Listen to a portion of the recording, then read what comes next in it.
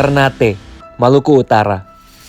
Salah satu surga tersembunyi di timur Indonesia yang menyimpan keindahan alam luar biasa. Kota ini menawarkan perpaduan memukau antara laut yang jernih dan megahnya lanskap vulkanik Gunung Gamalama. Tak hanya terkenal karena negeri penghasil rempah-rempah, tapi Ternate juga terkenal akan keindahan alamnya. Luar biasa, indah sekali. Tak hanya memiliki pesona wisata yang memikat, Ternate dianugerahi kekayaan alam yang luar biasa. Tak heran, sejak dulu, bangsa-bangsa Eropa datang dan saling memperebutkan wilayah ini karena kekayaan rempah-rempahnya yang sangat melimpah. Namun, apakah kekayaan alam yang melimpah itu sudah mensejahterakan masyarakatnya?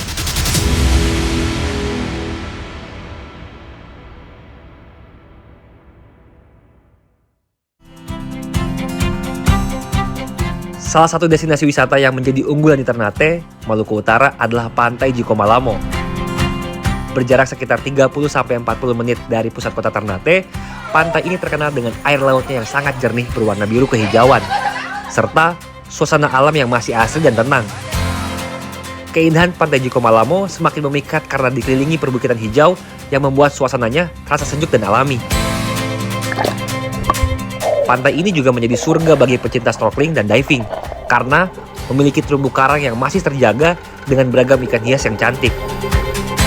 Bahkan, pantai ini juga jadi salah satu spot diving yang sering dikunjungi oleh Gubernur Maluku Utara, Serdi Coanda. Alasannya buat yang pernah dive dan yang suka, mereka akan ngerti. Kenapa? Mungkin karena tenang dan cantik dan ada adrenalin dan sesuatu yang baru. Seru aja sih. Namun sayang, rupanya Pantai Jiko Malamo dikelola oleh pihak swasta, bukan langsung oleh pemerintah. Tak heran, pantai ini menjadi salah satu destinasi wisata yang paling ramai di Ternate, yang bahkan sering disebut sebagai tempat healingnya warga Ternate, karena menawarkan suasana yang tenang dan keindahan alam yang memanjakan mata. Untuk menikmati wisata di pantai ini, pengunjung hanya dikenakan biaya parkir kendaraan, yakni sekitar Rp5.000 untuk kendaraan roda 2 dan Rp10.000 untuk roda 4. Selain menawarkan keindahan alam, ramainya wisatawan yang datang juga membawa berkah bagi masyarakat sekitar. Banyak warung dan pedagang kecil di area wisata yang ikut merasakan manfaat ekonomi dari tingginya jumlah pengunjung setiap hari. Enggak, ini dikelola pribadi. Pribadi? Iya. Semua warung di sini? Iya, dari warung yang paling ujung, terus mentoknya di parkiran yang sebelah sana, di sebelah jembatan penyeberangan Pulau Hiri. Oh ya? Itu semua dikelola oleh pribadi. Tidak ada sangkut paut sama pemerintah. Oh, pribadi. Berarti ini Bapak bangun sendiri, modal sendiri semua? Bangun sendiri, dari nol ini Pak. Oh. Malahan pas masuk, dia belum kayak gini, masih utang-utang, iya. masih batu-batu. Baru kita sewa orang, pakai dana pribadi, buat bongkar batu, buat nyangkul-nyangkul tanah biar bisa ada tempat untuk bangun tempat duduk. Oh. Para pengunjung tak hanya sekedar berenang atau snorkeling di kawasan Jiko Malamo saja, namun juga ke beberapa wahana air seperti banana boat yang disediakan. Pengunjung pun tak perlu khawatir jika tak membawa alat penyelam, karena beberapa warung di sekitar Jiko Malamo juga menyediakan perlengkapan menyelam. Kalau weekend untuk hari Minggu biasa saja itu bisa 2 juta bisa. Kalau lagi rame pas tanggal muda itu bisa 3 juta. Kalau lagi sepi paling 1 juta. Kalau hari-hari biasa Pak, lagi nggak ada libur, lagi nggak ada ini? Iya, hari-hari biasa itu paling 300-400 dapat. 300 dapat. Oh, oke. Itu masih ada pengunjung ya Pak? Masih? Iya, masih tiap hari. Ini kalau nggak pagi, sore paling sebentar, paling sekarang jam berapa? Jam 3 mungkin. Kalau paling jam 5 udah ada.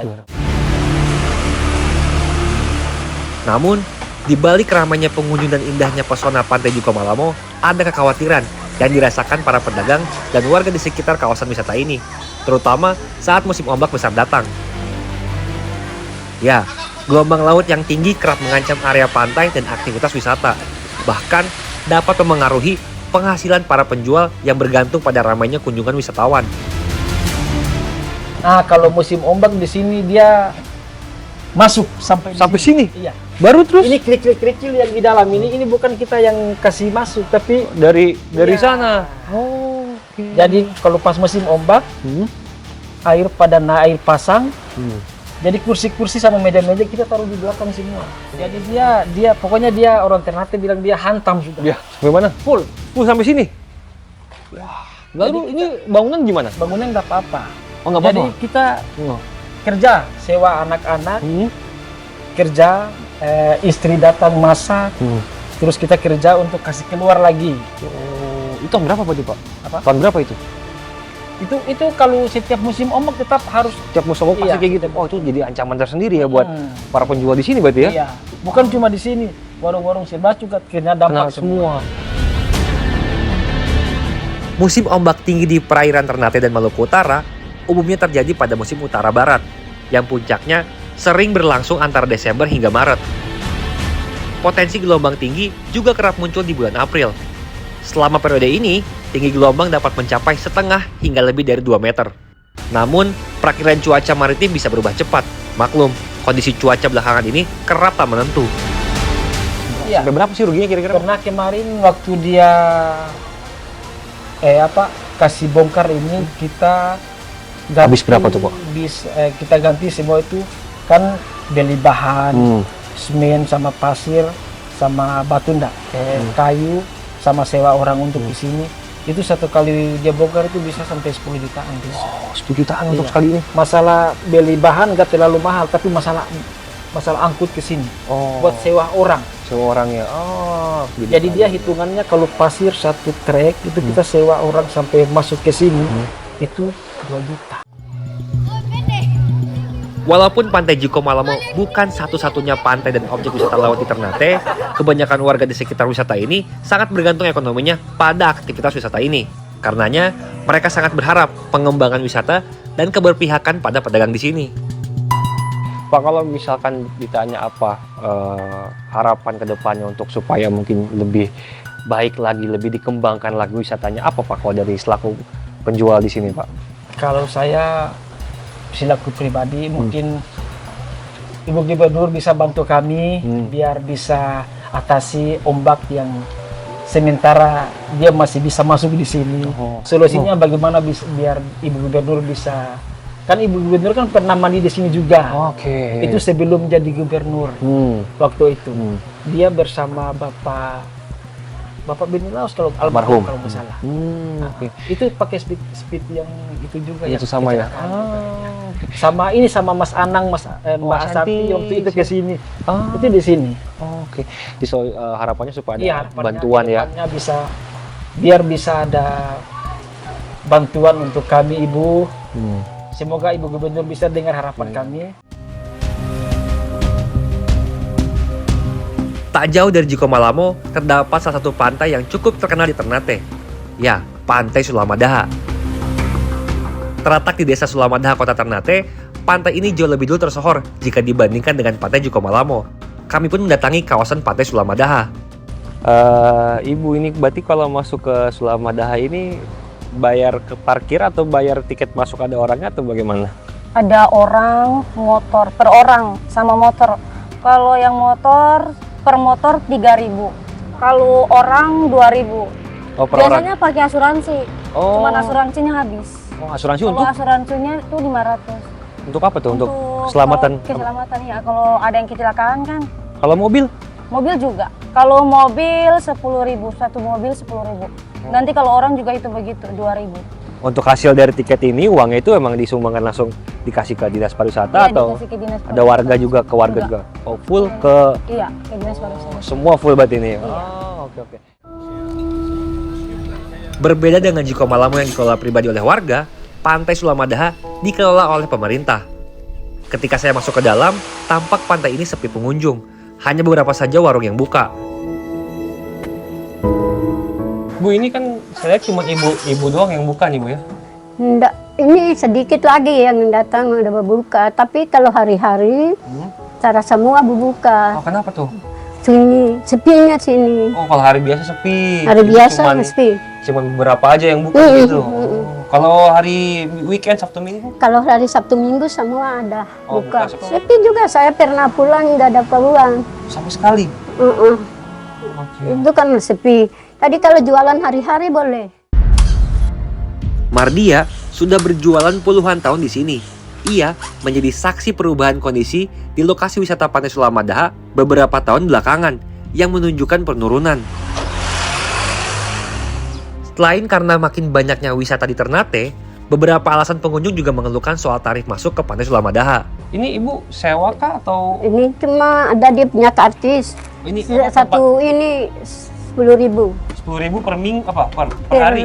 per minggu. Per minggu. Satu minggu satu kali. Satu minggu 10.000 untuk sewa ininya ya. Adanya Untuk kartis. si kios ini. Kalau yang di sana kita Di sana dari dinas satu kali duduk 25.000, tapi ada kartisnya dari dinas yang minta. Dari perwisata sudah dari dinas itu dari. kartisnya itu Iya, 25.000 itu uangnya berarti buat ibu apa buat dinas? Buatnya mereka. Buat dinas. Oh berarti nggak ada ke ibunya nggak ada? Enggak, nanti ada saya punya jualan, kalau ada pisang goreng, kelapa muda baru bayarnya Ke ibu. lain-lain itu. Oh. Itu luar dari jualannya, saya punya jualan ini. Oke. Dari pisang goreng, kelapa muda. Oh, boleh Bu saya coba mau. Padahal, pesona Pantai Sulamadaha tak kalah dengan pantai lainnya yang berada di Ternate, Maluku Utara. Pantai ini menawarkan keindahan dan kejernihan air lautnya. Nama Sulamadaha sendiri yang berarti jalan menuju cinta atau petunjuk cinta. Selain terkenal karena keindahan alamnya, pantai ini juga menyimpan sejarah panjang yang berkaitan dengan kehidupan masyarakat pesisir Ternate sejak zaman dahulu.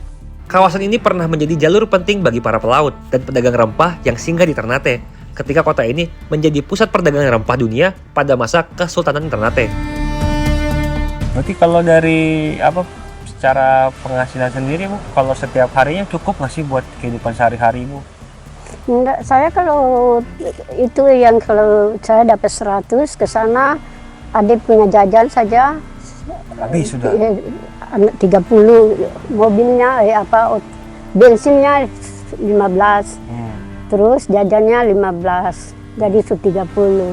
Jadi yang sisa itu mungkin saya beli apakah di dapurnya, minyak Masak-masak nggak di ada. rumah. Rusak ini hancurnya. Sangat disayangkan memang, wisata seindah ini justru malah sepi pengunjung. Hal ini juga jadi keluhan pedagang lainnya, yang sangat bergantung pendapatannya terhadap aktivitas pengunjung. Sekarang sepi itu karena banyak pengunjung yang datang mengeluh karcis masuk terlalu mahal katanya mereka. Kalau mereka contohin kayak di Jiko, kalau di Jiko itu kan satu mobil 10.000, kalau di sini hitung mobil sama orangnya di dalam. Itu yang bikin mereka rasa mahal. Terus sekarang ada yang kasebo, yang itu mereka permasalahkan lagi karena dibayar satu kali duduk, satu orang naik itu bayarnya 25.000 satu kelompok itu kalau naik itu satu gazebo 25.000. Hal ini jadi permasalahan yang harus segera diatasi oleh pemerintah, mengingat potensi wisata di Ternate begitu besar jika dikembangkan dengan jauh lebih baik. Berdasarkan beberapa data yang kami peroleh di lapangan, permasalahan pariwisata di Ternate, Maluku Utara, didominasi oleh kendala infrastruktur dasar. Isu utama meliputi pengelolaan sarana yang belum optimal di destinasi unggulan, masalah kebersihan dan sampah, serta rendahnya partisipasi masyarakat dalam menjaga aset wisata. Tiket pesawat tujuan Ternate pun terbilang cukup mahal. Saat kami berangkat ke sini, tiket pesawat dari Jakarta bahkan bisa mencapai 4 juta rupiah per orang. Wah, ini nanti kalau hujan bagaimana Bu? Ini kan atapnya bolong ini. Bagaimana kalau hujan Bu? Kalau hujan enggak apa-apa. Air hujan ini. Air hujan ini? Air hujan ini. Cuma kalau mau cuci apa kita ambil yang bersih.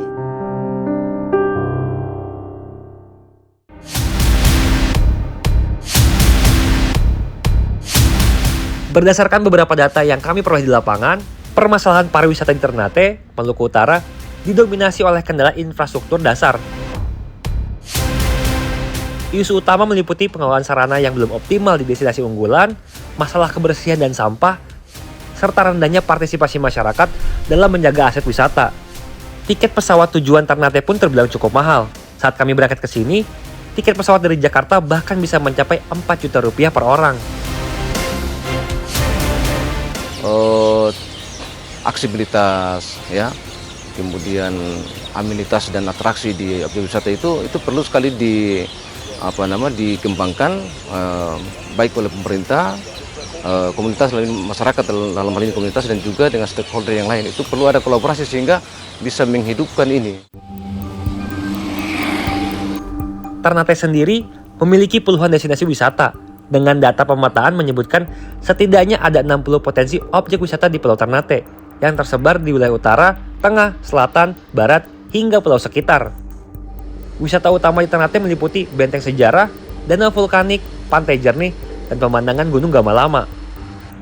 Kita lihat kalau di sementara ini kita lihat memang masih banyak hal yang perlu dibenahi, terutama dengan aspek lingkungan.